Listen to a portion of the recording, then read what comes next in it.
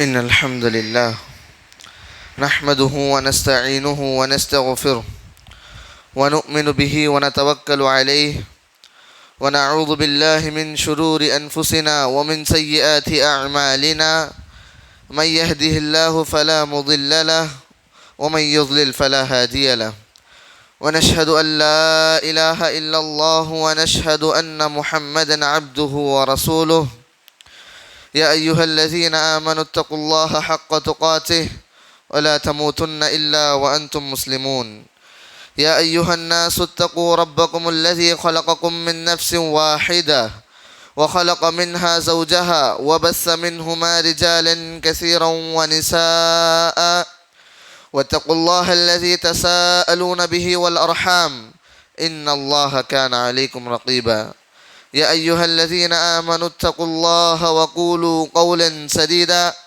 يصلح لكم أعمالكم ويغفر لكم ذنوبكم ومن يطع الله ورسوله فقد فاز فوزا عظيما أما بعد فإن أصدق الحديث كتاب الله وخير الهدي هدي محمد صلى الله عليه وسلم وشر الأمور محدثاتها وكل محدثة بدعة وكل بدعة ضلالة وكل ضلالة في النار فأعوذ بالله من الشيطان الرجيم من همزه ونفخه ونفثه يا أيها الذين آمنوا قوا أنفسكم وأهليكم نارا وقال تعالى في موضع آخر واعلموا أنما أموالكم وأولادكم فتنة وأن الله عنده أجر عظيم رب اشرح لي صدري ويسر لي أمري واحلل عقدة من لساني يفقهوا قولي.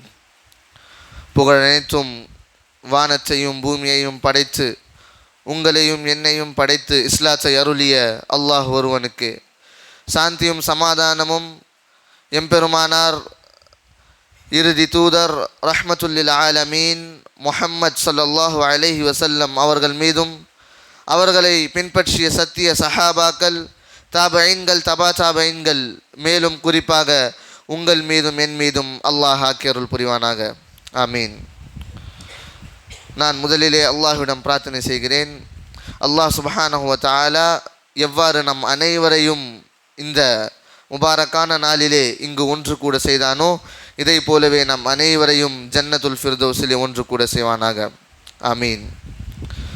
எல்லாம் அல்ல அல்லாஹ்வின் நல்லடியார்களே, இஸ்லாமிய சகோதர சகோதரிகளே, இளைஞர்களே, அல்லாஹ்வுடைய நிஅமத்துகளை, அல்லாஹ்வுடைய அருட்கொடைகளை, நம் மீதான அந்த நிஅமத்துகளை நாம் என்ன நினைத்தால் நிச்சயமாக அல்லாஹ்வுடைய அருட்கொடை நம் மீது இருப்பது நம்மால் எண்ண முடியாது. அப்பேற்பட்ட அல்லாஹ் சுப்ஹானஹு வ தஆலாவின் அளவற்ற அருளும் அருட்கொடைகளும் நம் மீது இருக்கிறது. அப்படிப்பட்ட அருட்கொடைகளில் அல்லாஹ் சுப்ஹானஹு வ தஆலா நமக்கு கொடுத்த, நமக்கு அருளிய மிகப்பெரிய ஒரு நிஅமத், அந்த நிஅமத்தை பற்றி குர்ஆன் பாசிட்டிவாகவும் சொல்லுகிறது, நெகட்டிவாகவும் சொல்லுகிறது. பொதுவாகவே ஒரு நிஅமத், ஒரு அருட்கொடை என்று அல்லாஹ் நமக்கு கொடுத்தா அது நிச்சயமாக நல்ல ஒரு விஷயமாக தான் இருக்கும். ஆனால் குர்ஆன் அல்லாஹ் கொடுத்த அந்த நிஅமத்தை பற்றி சொல்லுகிறது, இந்த அருட்கொடை அல்லாஹ் உங்களுக்கு கொடுத்து விட்டான், ஆனால் இந்த அருட்கொடையை உங்களுக்கு மேலே அல்லாஹ் கொடுத்துருக்குறான். நீங்கள் நல்ல முறையில் இதை பயன்பாடு செஞ்சால் இது உங்களுக்கு ரஹ்மத்தாக இருக்கும். அதே போலவே இந்த நிஅமத்தை நீங்கள் மிஸ்யூஸ் செஞ்சால், இந்த நிஅமத்தை நீங்கள் ஒரு பொருட்டாக எடுத்துக்கொள்ளலைன்னா அல்லாஹ் சுப்ஹானஹு வ தஆலா எந்த அருட்கொடையை உங்களுக்கு கொடுத்துருக்கிறானோ அது உங்களுக்கு நிச்சயமாக நாளை மறுமை நாளிலே கேள்வி எழுப்பக்கூடிய விஷயமாக வந்துவிடும். இப்படி ரெண்டு தரப்பிலும் இருக்கக்கூடிய மிகப்பெரிய ஒரு நிஅமத் அது என்ன குர்ஆன் சொல்கிறது என்று பார்த்தால், அல்லாஹ் சுப்ஹானஹு வ தஆலா உங்களுக்கு நமக்கு கொடுத்த குழந்தைகளாக இருக்கிறார்கள், பிள்ளைகளாக இருக்கிறார்கள். ஏன் அல்லாஹ் சுப்ஹானஹு வ தஆலா இரு தரப்பிலும் இதை பற்றி கூறியிருக்கிறான் என்று பார்த்தால், குர்ஆன் கூறுகிறது இந்த குழந்தைகளை பற்றி. அல்லாஹ் சுப்ஹானஹு வ தஆலா கூறுகிறான், அல் மாலு வல் பனூன ஸீனத்துல் ஹயாத்தித் துன்யா. இந்த குழந்தைகள், உங்களுடைய செல்வம், இது உங்களுடைய உலகத்தை அலங்காரித்து கொள்வதற்காக, உங்களுடைய உலகத்தை நல்ல முறையில் சீர்படுத்திக் கொள்வதற்காக அல்லாஹ்வினால் கொடுக்கப்பட்ட ஒரு அருள் என்று குர்ஆன் கூறுகிறது.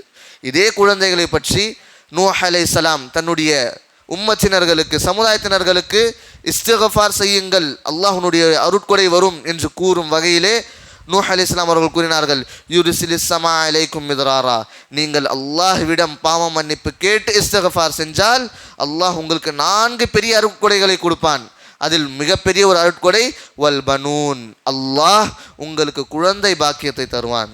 இப்படி குர்ஆன் குழந்தைகளை பிள்ளைகளை ஒரு அருளாக ஒரு மிகப்பெரிய ஒரு நிஅமத்தாக கருதி குர்ஆன் கூறுகிறது. அதுவே நாம் குர்ஆனுடைய மறுபக்கத்தை எடுத்து பார்த்தால் அல்லாஹ் இந்த குழந்தைகளை எப்படி கூறுகிறான் என்று பார்த்தால் நமக்கு தெரியும். அல்லாஹ் சுப்ஹானஹு வ தஆலா கூறுகிறான், யா அய்யுஹல்லதீன ஆமனூ இன்ன மின் அஸ்வாஜிக்கும் வ அவுலாதிக்கும் அதுவல் லக்கும் ஃபஹ்தரு. ஈமான் கொண்டு வந்தவர்களே நீங்கள் தெரிந்து கொள்ளுங்கள். என்ன அல்லாஹ் சுப்ஹானஹு வ தஆலா கூறுகிறான், இன்ன மின் அஸ்வாஜிக்கும், உங்களுடைய மனைவிகள், வ அவுலாதிக்கும், உங்களுடைய பிள்ளை, அதுவல் லக்கும், உங்களுடைய ஒரு மிகப்பெரிய எதிரிகளாக இருக்கிறார்கள். அல்லாஹு அக்பர். ஃபஹ்தரு, நீங்கள் அஞ்சிக் கொள்ளுங்கள். இன்னொரு வசனத்தில் அல்லாஹ் சொல்கிறான், வஅலமு அன்னமா அம்வாலுக்கும் வ அவுலாதுக்கும் ஃபித்னா, இந்த குழந்தைகள் உங்களுடைய பிள்ளைகள் இந்த அனைத்து விஷயங்களும் உங்களுக்கு அல்லாஹ்வினால் கொடுக்கப்பட்ட ஒரு சோதனை, அல்லாஹ்வினால் கொடுக்கப்பட்ட ஒரு மிகப்பெரிய சோதனையாக அல்லாஹ் சுப்ஹானஹு வ தஆலா கருதுகிறான். ஏன் இப்படி? ஏன் அல்லாஹ் சுப்ஹானஹு வ தஆலா இதே பிள்ளைகளை அருட்கொடை என்றும் சொல்லுகிறான், அதே போலவே இந்த பிள்ளைகளை அல்லாஹ் ஃபித்னா உங்களுக்கு சோதனை என்றும் சொல்கிறான் என்று நாம் பார்த்தால், அல்லாஹ் எப்படி நமக்கு நஃப்ஸை கொடுத்துருக்கிறானோ, நீ நினைச்சா நல்ல விஷயத்தை செஞ்சு சொர்க்கத்தை அடைஞ்சுக்கோ, இல்லையா தீமையை செஞ்சு நரகத்தை தேடிக்கோ என்று அல்லாஹ் நமக்கு இந்த ஆப்ஷனை எப்படி கொடுத்துருக்கிறானோ, அதை போலவே இந்த குழந்தை என்று சொல்லக்கூடிய பாக்கியத்தை அல்லாஹ் கொடுத்து இந்த தர்பியத் என்று சொல்லக்கூடிய ஒரு விஷயத்தை அமானிதமாக நமக்கு கொடுத்துட்டான். உங்களுடைய குழந்தையை அல்லாஹ் உங்களுக்கு எப்படி கொடுத்திருக்கிறானோ இந்த அமானிதத்தை நீங்கள் காத்து கொள்ளுங்கள். இந்த குழந்தையினுடைய தர்பியத் சீரான முறையில் இஸ்லாம் காட்டக்கூடிய ஷரியத்தினுடைய முறையில் நடந்து கொண்டால் உங்களுடைய குழந்தை எப்படி அல்லாஹ் சொல்கிறானோ அந்த நிஅமத்தாக உங்களுக்கு வரும். இந்த உலகத்தை அலங்காரிக்க செய்தாலும் சரி, மறுமையில் அதே குழந்தை உங்களுக்கு சொர்க்கத்தையும் பெற்று கொடுக்கும். ஆனால் இந்த குழந்தையினுடைய தர்பியத் செய்யக்கூடிய இந்த நேரத்தில் நாம் தவறிவிட்டால், நினைவு கொள்ளுங்கள் சகோதரர்களே, இந்த குழந்தைகள் நம்மளுடைய பிள்ளைகளுடைய தர்பியத்தில் நாம் சிறிதளவு கூட கேர்லெஸ்ஸாக இருந்து விட்டால் இதே குழந்தையினால் நம்மளுடைய உலகமும் அழிந்துவிடும், நம்முடைய மறுமையினாலும் சீரழிந்துவிடும். அல்லாஹ் சுப்ஹானஹு வ தஆலா நிச்சயமாக கேள்வி கேட்பான். ஏன்? ரசூலுல்லாஹ் ஸல்லல்லாஹு அலைஹி வஸல்லம் அவர்கள் கூறினார்கள், குல்லுக்கும் ராஇன் வ குல்லுக்கும் மஸ்ஊலுன் அன் ரஅய்யத்திஹி, உங்களில் ஒவ்வொருவரும் ஒரு பொருளினுடைய அமானிதர்களாக இருக்கிறார்கள், ஒவ்வொருவரும் அமானிதர்களாக இருக்கிறார்கள். இந்த அமானிதத்தை பற்றி, இந்த பொறுப்பை பற்றி நாளை மறுமை நாளிலே அல்லாஹ் உங்களுக்கு கேள்வி எழுப்புவான். அதற்கு பிறகு ரசூலுல்லாஹ் அவர்கள் கூறுகிறார்கள், வர் ரஜுலு ராஇன் ஃபி பைத்தி அஹ்லி, ஒரு மனிதன், ஒரு குடும்ப தலைவன், அவன் தன்னுடைய குடும்பத்தினுடைய அமானிதத்தாலே இருக்கிறான், பொறுப்பாளியாக இருக்கிறான். நிச்சயமாக இந்த குடும்பத்தை பற்றி, தன்னுடைய மனைவி, குழந்தைகள் எல்லோரையும் பற்றி அல்லாஹ் சுப்ஹானஹு வ தஆலா நாளை மறுமை நாளிலே உங்களிடம் கேள்வி எழுப்புவான். உங்களுடைய பிள்ளையினுடைய தர்பியத் நீங்கள் எவ்வாறு செஞ்சீங்க? நல்ல நல்ல ஸ்கூலில் கொண்டு போய் சேர்த்தீங்க, எல்லாமே செஞ்சீங்க, ஆனால் தர்பியத் செய்கின்ற அந்த விஷயத்தில் நீங்கள் வெற்றி அடைஞ்சிங்களா இல்லையா? இது அல்லாஹ்வுடைய கேள்வி இந்த அருட்கொடையின் மீது இருக்கும். ஏன் என்று அல்லாஹ் சுப்ஹானஹு வ தஆலா கூறிவிட்டான். அல்லாஹ் உங்களுக்கு நிஅமத்தை கொடுக்குறான், அருட்கொடையை கொடுக்குறான், அளவு கடைஞ்ச அருட்கொடையை கொடுக்குறான். ஆனால் அந்த அருட்கொடைகளை கொடுத்து அல்லாஹ் அப்படியே வீணாக விட்டு விட மாட்டான். மாறாக வல துஸ்அலுன்ன யௌமஇதின் அனின் நஈம், நிச்சயமாக அல்லாஹ் மறுமை நாளிலே ஒவ்வொரு நிஅமத்தை பற்றியும் கேள்வி எழுப்புவான். இப்படிப்பட்ட இந்த அமானிதத்தை எப்படி காப்பாற்ற வேண்டும், இந்த குழந்தைகளை எப்படி தர்பியத் செய்ய வேண்டும், இஸ்லாமிய முறையில் நாம் பார்த்தா அல்லாஹு அக்பர், அல்லாஹ்வுடைய தூதர் ஸல்லல்லாஹு அலைஹி வஸல்லம் அவர்களும் அல்லாஹ் சுப்ஹானஹு வ தஆலா இந்த ஷரியத்திலும் பல வழிகளை எப்படி நாம் குழந்தையுடைய தர்பியத்தை ஆரம்பிக்கணும், எந்த வயதிலிருந்து ஸ்டார்ட் பண்ணணும், இது எல்லாமே அல்லாஹ்வுடைய தூதர் வழி காமிச்சிருக்காங்க. நாம் என்ன நினைக்கிறோம், பொதுவாகவே குழந்தையினுடைய தர்பியத் என்று வந்து விட்டாலே சின்ன வயசுலேருந்து ஆரம்பிக்க மாட்டோம். இன்னும் போகணும், இன்னும் பையன் என்ன செஞ்சுருக்கான், இப்போ தான் பேச ஆரம்பிச்சிருக்கான், இப்போ தான் எல்கேஜி போகிறான், இப்போ தான் யூகேஜி போகிறான், இப்படி நம்ம இன்னும் சின்ன வயசுன்னு சொல்லி விட்டுறோம். ஆனால் எந்த ரசூல் நமக்கு முன்மாதிரியாக இருக்கிறாரோ அந்த ரசூலுடைய நிலைமையை பாருங்கள், அந்த ரசூலுடைய செய்யக்கூடிய தர்பியத்தினுடைய விஷயத்தை பாருங்கள். அல்லாஹு அக்பர். தன்னுடைய மகனாக இருக்கக்கூடிய ஹுசைன் ரஸியல்லாஹு அன்ஹு அவர்களை, தன்னுடைய பேரனாக இருக்கக்கூடிய ஹுசைன் ரஸியல்லாஹு அன்ஹு அவர்களுடைய தர்பியத்தை சிறு வயதிலிருந்தே ஆரம்பிக்கிறாங்க ரசூலுல்லாஹ். எப்படி ஹதீஸில் வருகிற இந்த நிகழ்வு, ரசூலுல்லாஹ்னுடைய பேரன் ஹுசைன் ரஸியல்லாஹு அன்ஹு அவர்களும் இருவரும் சேர்ந்து போயிட்டு இருக்காங்க. ஒரு பாதையில் போயிட்டு இருக்கும்போது ஒரு சின்ன குழந்தை என்ன செய்யும், ஹுசைன் அவர்கள் ஒரு கீழே கடந்திருந்த ஒரு பேரிச்சம்பழத்தை பார்க்குறாங்க. பார்த்த உடனே ஒரு சின்ன குழந்தையினுடைய பண்பு என்ன, எடுத்த உடனே ஏதாச்சும் சாப்பிட்ற பொருளை எடுத்து வாயில் வச்சுக்கும். அதே மாதிரி ஹுசைன் ரஸியல்லாஹு அன்ஹு எடுத்தாங்க, சாப்பிட போனாங்க. சின்ன குழந்தை தானே என்று விட்டு இருக்கலாம் ரசூலுல்லாஹ். ஆனால் அந்த சின்ன குழந்தைக்கு கூட தர்பியத் செய்யணும் என்கிற ஒரு விஷயத்தை கருத்தில் கொண்டு ரசூலுல்லாஹ் சொன்னார்கள், யா ஹுசைன், நீ நின்று விடு, இந்த பேரித்த பழத்தை சாப்பிடாது. ஏனென்றால் ரசூலுல்லாஹ் ஸல்லல்லாஹு அலைஹி வஸல்லம் அவர்களுடைய குடும்பத்தார்கள் மீது ஜகாத்தினுடைய விஷயங்கள், ஜகாத்தினுடைய பொருட்கள் எல்லாம் ஹராமாக இருக்கிறது.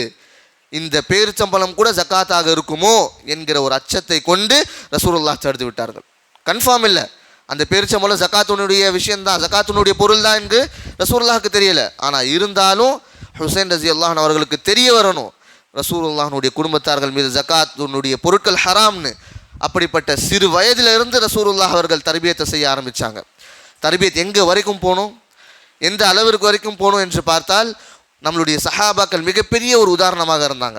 நாம் பொதுவாக என்ன எண்ணுகிறோம், நம்மளுடைய தர்பியத் நம்மளுடைய குழந்தைகளுக்கு அவர்கள் பெரியவர்களாக வரைக்கும், அவர்கள் காலேஜ் செல்கிற வரைக்கும், அவங்க அப்படியே கல்யாணம் திருமணம் செஞ்சு முடிச்சு விட்டால் நம்மளுடைய தர்பியத் முடிஞ்சிருச்சு. இல்லை, நாம் எப்போ வரைக்கும் நம்மளுடைய கடைசி மூச்சு இருக்கிறதோ நம்மளுடைய பிள்ளைகளின் மீது நம்மளுடைய தர்பியத் நிச்சயமாக இருக்க வேண்டும். உதாரணம் என்ன, அபூபக்கர் சித்திக் ரலியல்லாஹு அன்ஹு தன்னுடைய குழந்தை, யார், தன்னுடைய ஒரு பெண் குழந்தை ஆயிஷா ரலியல்லாஹு அன்ஹா அவர்களுடைய தர்பியத் எப்போ தெரியுமா செய்கிறாங்க, குழந்தையாக இருக்கும்போது இல்லை, தன்னுடைய மகளுடைய தர்பியத் அவர்கள் ஆயிஷா ரலியல்லாஹு அன்ஹா உம்மஹாத்துல் முஃமினீன் ரசூலுல்லாஹ்னுடைய மனைவி என்கிற அந்தஸ்து கிடைச்சதற்கு பிறகு கூட ஒரு தகப்பனாக இருக்கக்கூடிய அந்த அந்தஸ்திலிருந்து தர்பியத் செய்கிறாங்க. எப்படி சுப்ஹானல்லாஹ். என்ன நிகழ்வு என்று பார்த்தால், ஒரு முறை ரசூலுல்லாஹ் ஸல்லல்லாஹு அலைஹி வஸல்லம் அனைத்து சஹாபாக்களும் சென்று கொண்டிருந்தார்கள்.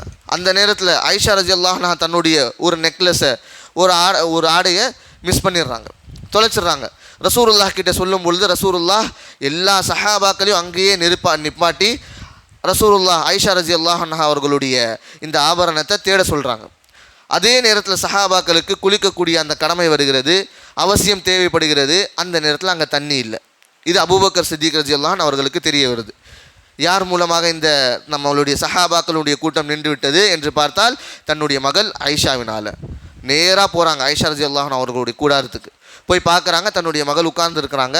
ஒரு தகப்பனார் உம்மஹாத்துல் முஃமினீன் என்ற அந்தஸ்து கிடைத்ததற்கு பிறகும் தன்னுடைய மகள் தானே என்கிற ஒரு பொறுப்பை கொண்டு அங்கே அபூபக்கர் சித்திக் ரலியல்லாஹு அன்ஹு ஆயிஷா ரலியல்லாஹு அன்ஹா அவர்களை இடுப்பில் இப்படி குத்தி சொல்கிறாங்க, ஹபஸ்தின் நாஸ வலாமா, ஆயிஷா நீ எங்கே தெரியுமா நிப்பாட்டிட்ட, சஹாபாக்களுக்கு குளிக்கக்கூடிய ஒது பண்ணக்கூடிய தேவைகள் எல்லாம் இருக்குது, ஆனால் எங்கே தண்ணியிலையோ அங்கே நீ நிப்பாட்டிட்ட, இப்படி கேர்லெஸ்ஸாக இருப்ப என்று ஒரு தகப்பனார் தன்னுடைய மகளை தர்பியத் செய்கிறாங்க. அதுவும் சாதாரணமாக இல்லையே, உம்மஹாத்துல் முஃமினீன் ரசூலுல்லாஹ்னுடைய மனைவி என்கிற அந்தஸ்து கிடைத்ததற்கு பிறகும் இந்த தர்பியத்தினுடைய நிகழ்வு நின்று விடலை.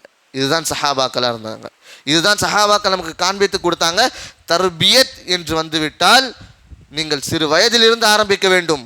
மேலும் அந்த தர்பியத் உங்களுடைய இறுதி மூச்சு வரைக்கும் உங்களுடைய குழந்தைகள் மீது அந்த தர்பியத் இருந்து கொண்டே இருக்க வேண்டும். இப்படி நாம் இந்த குர்ஆன் மற்றும் ரசூலுல்லாஹ் சொல்லக்கூடிய இந்த வழிமுறையை கொண்டு தர்பியத் செய்ய வேண்டும் என்று பார்த்தால், தர்பியத்தில் நம்மளுடைய குழந்தைகளுக்கு நாம் எல்லா விஷயங்களையும் விட முன்வைக்கக்கூடிய முதல் விஷயம் என்ன தெரியுமா, நம்மளுடைய குழந்தைகளுக்கு தௌஹீதை பற்றி கற்றுக் கொடுப்பது. அல்லாஹ் யார், அல்லாஹ் எங்கே இருக்கான், அல்லாஹ்னுடைய அச்சம்னா என்ன, அல்லாஹ் நம்மளை கண்காணித்து கொண்டு இருக்கிறான். இது சிறு வயதிலிருந்து நம்மளுடைய குழந்தைகளுக்கு இந்த அகீதா, அந்த தௌஹீதை பற்றி சொல்லி சொல்லி வளர்க்க வேண்டும். ஏன், லுக்மான் அலைஹிஸ்ஸலாம் அவர்களை பற்றி வருகிறது. மிகப்பெரிய ஒரு ஞானம் கொண்ட ஒரு மனிதர். இவர்களுடைய அனைத்து போதனைகள், அனைத்து நசீஹத்களை அல்லாஹ் சுப்ஹானஹு வ தஆலா அப்படியே குர்ஆனில் சூரத்துல் லுக்மான் என்ற ஒரு அத்தியாயத்தில் சொல்லியிருக்கிறான். அப்படி லுக்மான் அலைஹிஸ்ஸலாம் அவர்களுடைய போதனைகளில் மிகப்பெரிய ஒரு ஃபஸ்ட்டு விஷயம், ஒரு ஃபஸ்ட்டு அட்வைஸ் என்ன தெரியுமா, தன்னுடைய பிள்ளைகளுக்கு லுக்மான் அலைஹிஸ்ஸலாம் அவர்கள் சொல்கிறாங்க, யா புனைய லா துஷ்ரிக் பில்லாஹ் இன்ன ஷிர்க லதுல்முன் அதீம். இந்த ஒரே ஒரு அட்வைஸ் மட்டும் இல்லை, குர்ஆனை எடுத்து பார்த்தா தெரியும் பல அட்வைஸ்கள் லுக்மான் அலைஹிஸ்ஸலாம் செஞ்சுருக்கிறாங்க. அதில் ஃபஸ்ட்டு அட்வைஸ் தன்னுடைய பிள்ளைகளுக்கு, யா புனைய லா துஷ்ரிக் பில்லா, என்னுடைய மகன்களே நீங்கள் தெரிந்து கொள்ளுங்கள், லா துஷ்ரிக் பில்லா, அல்லாஹ்விற்கு இணை வைக்காதீர்கள், இன்ன ஷிர்க லஸுல்முன் அதீம், இந்த ஷிர்க், இந்த இணை வைப்பு என்பது எப்படி அல்லாஹ்வின் மீது அநியாயம் செய்யக்கூடிய ஒரு விஷயமாக இருக்கிறது. அல்லாஹ் அக்பர். குழந்தைகளுக்கு புரிய வைக்கணும், ஏன் அநியாயம், அல்லாஹ்னா யார், ஏன் நம்ம அல்லாஹ்வை அஞ்சு கொள்ளணும். ஏன்னா சிறு வயதில் எந்த ஒரு குழந்தை தௌஹீதை பற்றி கற்றுக்கொள்கிறதோ அந்த குழந்தை தன்னுடைய இறுதி மூச்சு வரைக்கும் தௌஹீதை விட்டு நகராது. ஏன்? ஏன்னா அந்த குழந்தை எதை கேட்டு வளர்கிறதோ, எதை பார்த்து வளர்கிறதோ அது தன்னுடைய இறுதி மூச்சு வரை கடைப்பிடிக்கும். இதனால் தான் ரசூலுல்லாஹ் சொன்னாங்க, முதல் விஷயமே என்னவா இருக்க வேண்டும், தௌஹீதை பற்றி ஆரம்பிங்க. அல்லாஹ் யாருன்னு சொல்லித்தாங்க, அல்லாஹ் எங்கே இருக்கிறான்னு சொல்லித்தாங்க, அல்லாஹ் ஒருத்தன் தான் சொல்லித்தாங்க. ஏன்? நம்மளுடைய குழந்தைகளை பற்றி பார்க்கலாம். ஒரு சின்ன ஒரு விளையாட்டுத்தனமாகவே யார் மேலே சத்தியம் செய்வாங்க, இல்லை அம்மா அப்பா மேலே சத்தியமா, பிங்கி ப்ராமிஸ், அம்மா அப்பா மேலே சத்தியமாக சொல்லு, இப்படி அவங்களுக்கு தெரியாது. ஆனால் சத்தியம் அல்லாஹ்வை தவிர மற்றவர்கள் மீது சத்தியம் செஞ்சால் இது என்ன, நிச்சயமாக குஃப்ர் ஆகிடும், நிச்சயமாக ஷிர்க் ஆகிவிடும். அல்லாஹ் சுப்ஹானஹு வ தஆலா சொல்லியிருக்கிறான், அல்லாஹ்வை தவிர வேறு எந்த ஒரு விஷயத்தின் மீதும் நம்ம சத்தியம் செய்யக்கூடாது. ஆனால் இது எங்கே வருது, தௌஹீதை கற்றுக் கொடுத்திருந்தால் அந்த குழந்தைகள் தெரிஞ்சிருக்கும், ஓ அல்லாஹ்னா ஒருத்தன் தான், அல்லாஹ்வை தவிர வணக்கத்திற்குரியவர் யாரும் இல்லை. இதுதான் முஆஸ் ரலியல்லாஹு அன்ஹு அவர்களுக்கு ரசூலுல்லாஹ் சொல்லித்தராங்க. முஆஸ் ரலியல்லாஹு அன்ஹு சின்ன குழந்தையாக இருக்காங்க, ரசூலுல்லாஹ் கூப்பிடுறாங்க, யா முஆஸ்.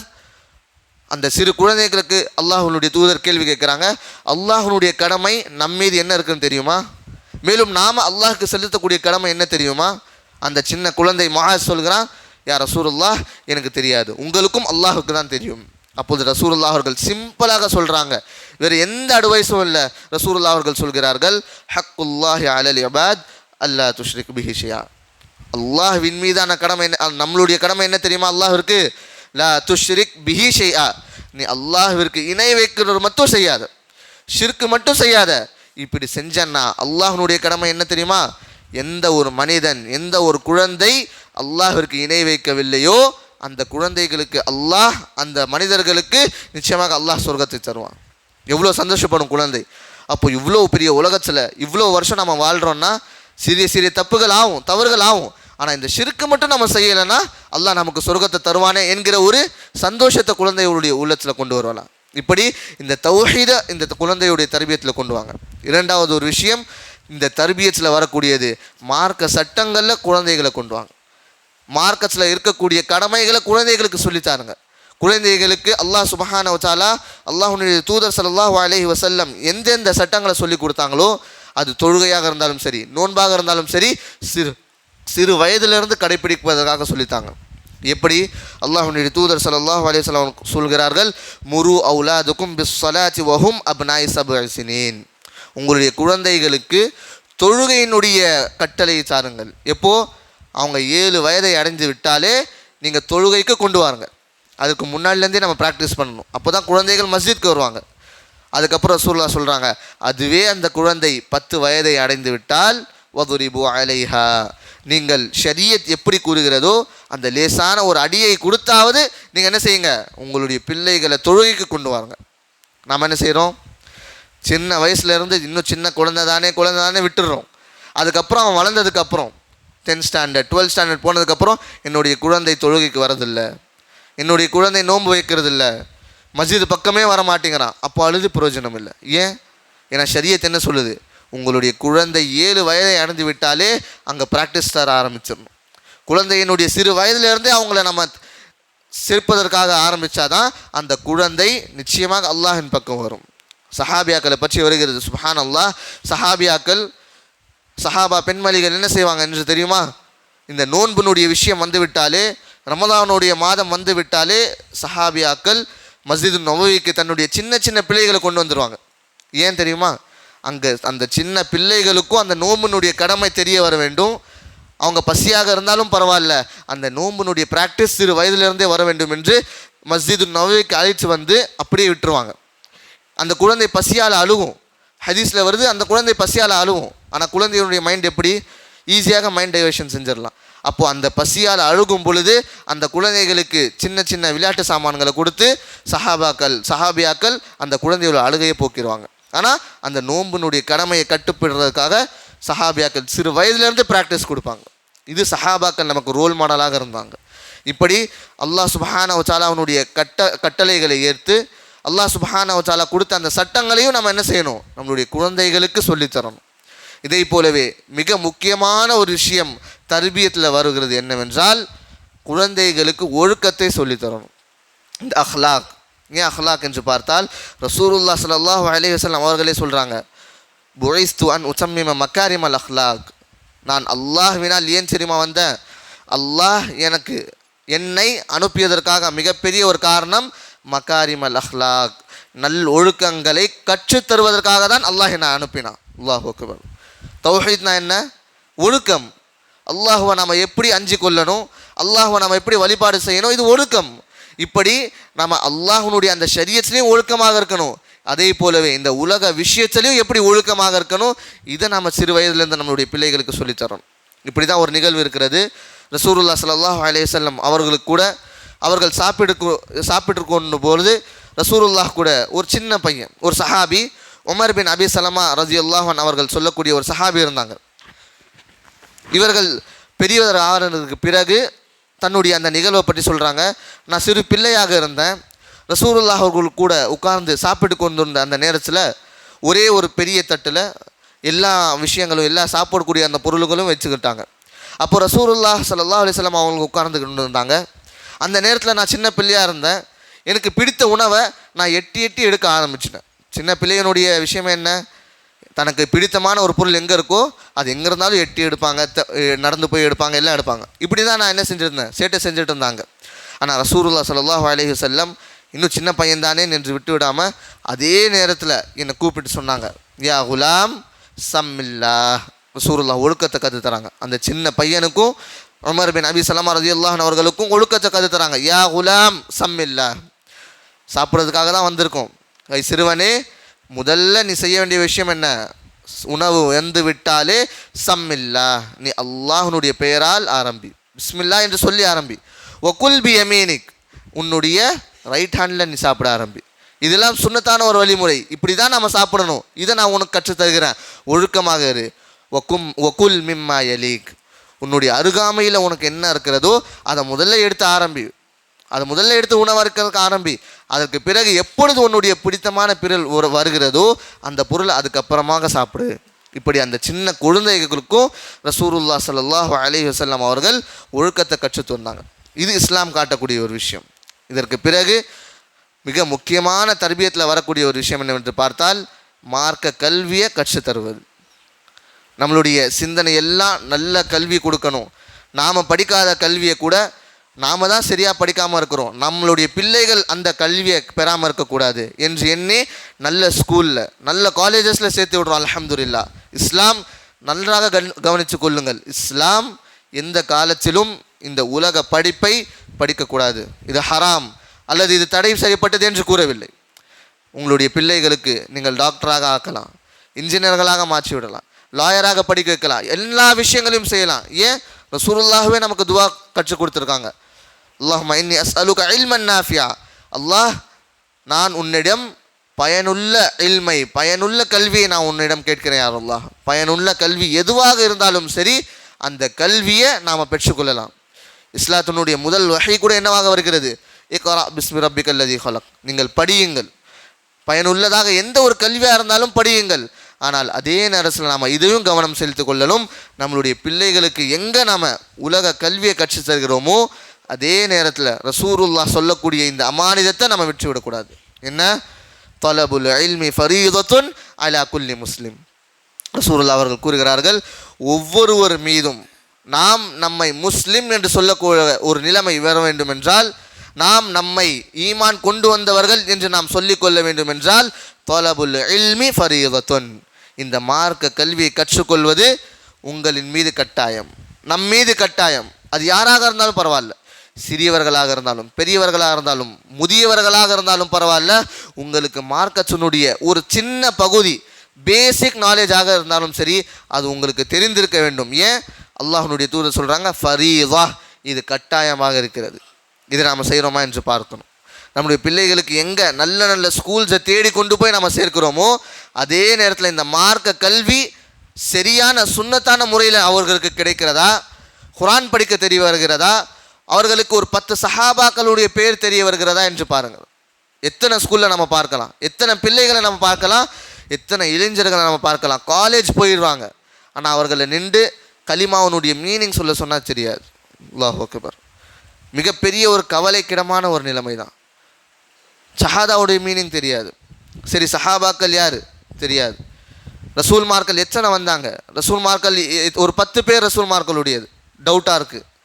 இப்படிப்பட்ட ஒரு நிலைமை. எந்த ஒரு சமுதாயம், எந்த ஒரு மார்க்கம் கல்வியை முன்னோக்கி வச்சு நடந்ததோ, முதல் வஹி அல்லாஹ்வுடைய முதல் சொல் கல்வியை கொண்டு வந்ததோ, அந்த மார்க்கத்தை ஃபாலோ பண்ணக்கூடிய நம்மளுடைய நிலைமை என்ன? மார்க்க கல்வியை பற்றி அறியாமை. மார்க்க கல்வியிலிருந்து ரொம்ப பின்தங்க இருக்கிறோம். இதனுடைய நிலைமை, இதனுடைய இம்பேக்ட் என்ன? இன்று நம் மீது அனைத்து சோதனைகளும் வருது. அது எப்படி டாக்கிள் பண்ணணும் தெரியாது, ஏன்னா மார்க்க கல்வி இல்லை. இதனால தான் ரசூலுல்லாஹ் ஸல்லல்லாஹு அலைஹி வஸல்லம் சொன்னாங்க, உங்களுடைய குழந்தைகளிலே இந்த மார்க்க கல்வியை நீங்கள் புகுத்துங்க. இந்த மார்க்க கல்வி எந்த குழந்தையின் மீது இருக்கிறதோ அந்த குழந்தை இன்ஷா அல்லாஹ் நிச்சயமாக ஒரு மிகப்பெரிய ஒரு மனிதனாக வருவான். இதை போலவே இது எல்லாமே தர்பியத்தில் வச்சுக்கிட்டாலும், இந்த தர்பியத் என்று வந்து விட்டாலே அந்த குழந்தைகளுக்கு மிகப்பெரிய ஒரு இம்பேக்ட் வைக்கக்கூடிய ஒரு விஷயம் தன்னுடைய பெற்றோர்கள் சீராக இருப்பது. ஒரு குழந்தை சிறு வயதிலிருந்து யாரை பார்த்து ஆரம்பிக்கும், யாரை பார்த்து கற்றுக்கொள்ளும்? எடுத்தோடனே குழந்தையை கொண்டு போய் ஸ்கூலில் விடுறது இல்லையே. 3 வருஷம் 4 வருஷம் வீட்டிலேயே தான் இருக்கும் அந்த குழந்தை. யாரை பார்க்கும்? தன்னுடைய பெற்றோர்களை பார்க்கும். பெற்றோர்கள் என்ன செய்கிறாங்க, அவர்கள் தொழுவ போகிறாங்களா இல்லையா, என்னுடைய வாப்பா தொழுவ போகிறாங்களா இல்லையா, எங்களுடைய அம்மா என்ன பண்ணுறாங்க, ஃப்ரீயான நேரத்தில் என்ன பண்ணுறாங்க, அப்போ நானும் அதான் பண்ணுவேன். ஒரு வீட்டில் இருக்கக்கூடிய ஒரு தந்தை ஒரு தாய், இவங்க 2 பேருமே தொழுவலைன்னா அந்த குழந்தைக்கு அந்த சிஃபத் எப்படி வரும், அந்த பண்பு எங்கேருந்து வரும்? குழந்தை யாரை பார்த்து கற்றுக்கொள்கிறது? தாய் தந்தையை பார்த்து. ஆனால் அந்த தாய் தந்தை நம்மளுடைய வீட்டில் சீராக இல்லை என்றால் அந்த குழந்தைகளுக்கு எங்கேருந்து இந்த தர்பியத் கிடைக்கும்? நிச்சயமாக கிடைக்காது. இதான் ரசூலுல்லாஹ் அவர்கள் கூறினார்கள், குல்லு மௌலூதின் யூலது அலல் ஃபித்ரா, ஒவ்வொரு குழந்தையும் ஃபித்ரத்தில் வருகிறது. ஃபித்ரத்னா என்ன? இஸ்லாமில் பிறக்கிறது. இஸ்லாம்னா என்ன தெரிந்து பிறக்கிறது. ஆனால் அவர்களுடைய குழந்தைகளுடைய தாய் தந்தை எப்படி அவர்களை வழிநடத்தி கொண்டு செல்கிறார்களோ அந்த வழியில் அந்த குழந்தை போகிறது. ஆகையால் எப்படிப்பட்ட விஷயங்களை நாம் மேற்கொண்டாலும் நாம் முதல்ல நம்மளுடைய அனைத்து விஷயங்களையும் சீர்படுத்தி கொள்ளணும். நம்மளுடைய அஹ்லாக்கை நாம் சரிப்படுத்தி கொள்ளணும். நாம் முதல்ல தொழுகைக்கு போகணும், அதுக்கப்புறம் நம்ம குழந்தைகள் இன்ஷா அல்லாஹ். அதற்கு பிறகு இதுதான் ரசூலுல்லாஹ் ஸல்லல்லாஹு அலைஹி வஸல்லம் அவர்கள் நமக்கு காட்டக்கூடிய இந்த குழந்தைகளுடைய தர்பியத்தாக இருக்கிறது. எங்கே இந்த நேரத்தில் குழந்தைகளுக்கு பள்ளிக்கூடம் ஆரம்பித்து விட்டதோ, இளைஞர்களுக்கு காலேஜ் ஸ்டார்ட் ஆகிவிட்டதோ, இதே நேரத்தில் அவர்களுடைய உலக படிப்பு ஆரம்பித்து விட்டது. இன்ஷா அல்லாஹ் இன்று முதல் நம்மளுடைய இந்த மார்க்க கல்வியை கூட நம்ம ஆரம்பித்து விட வேண்டும். அவர்களுக்கான தர்பியத்தை கூட நம்ம ஆரம்பித்து விட வேண்டும். மதரசா போய் தான் கற்றுக்கொள்ளணுமா இல்லையா? நீங்களும் வீட்டில் சொல்லிக் கொடுக்கலாம். தௌஹீதை கற்றுக் கொடுங்க. தொழுகைனா என்ன சொல்லி கற்றுக் கொடுங்க. ஒழுக்கம்னா என்ன சொல்லி கற்றுக் கொடுங்க. இன்னும் சின்ன பையனாக இருக்கானே, இன்னும் சின்ன பையனாக இருக்கானே, இன்னும் சின்ன பொண்ணாக இருக்கே, அது என்ன செஞ்சாலும் நம்ம பொறுத்து கொள்ளலாம் இல்லை. இஸ்லாம் அதை பொறுத்து கொள்ளலை. அந்த சிறு வயதில் சொல்லி கொடுக்கக்கூடிய விஷயம்தான் அவன் இறக்கும் வரை நடக்கக்கூடிய ஒரு விஷயம். ஆகையால் இந்த தர்பியத்தில் நாம் மிஸ் செஞ்சிட்டோம்னா, இந்த தர்பியத்தில் நாம் ஒரு பொருட்டாக எல்லாம் கொள்ளாமல் கேர்லெஸ்ஸாக இருந்து விட்டோம் என்றால் அல்லாஹ் சுப்ஹானஹு வ தஆலா இதனால தான் இப்படிப்பட்ட ஒரு விஷயத்தை தான் சொல்லியிருக்கிறான், இந்த குழந்தைகள் உங்களுக்கு சோதனை கூடமாக மாறிவிடும். ஆகையால் நாம் நம்மளுடைய குழந்தைகளுக்கு சீரான தர்பியத்தை கொடுத்து நாம் நம்மை சரிப்படுத்தி கொண்டு நம்மளுடைய குழந்தைகளுக்கு தர்பியத் கொடுத்தால் அல்லாஹ் சுப்ஹானஹு வ தஆலா நிச்சயமாக இந்த குழந்தைகளின் மூலம் நம்மளுடைய இம்மையிலும் சரி மறுமையிலும் சரி சீராக்கி விடுவான். ஆகையால் அல்லாஹ் சுப்ஹானஹு வ தஆலா நம் அனைவருக்கும் நம்மளுடைய குழந்தைகளுக்கு சீரான முறையிலே தர்பியத் சொல்லக்கூடிய நபர்களாக மாற்றுவானாக. ஆமீன். நம்மளுடைய குழந்தைகளுக்கு நல்ல இஸ்லாமிய கல்வியை கற்றுக் கொடுத்து நாளைய இஸ்லாமிய இளைஞர்களாக மாற்றுவானாக. ஆமீன். வாஹிரு தஅவானா அனில் ஹம்துலில்லாஹி ரப்பில் ஆலமீன். வஅகூலு கௌலி ஹாதா வஸ்தக்ஃபிருல்லாஹ லீ வ லிஸாயிரில் முஸ்லிமீன மின் குல்லி ذنب وخطيئة فاستغفروه إنه هو الغفور الرحيم.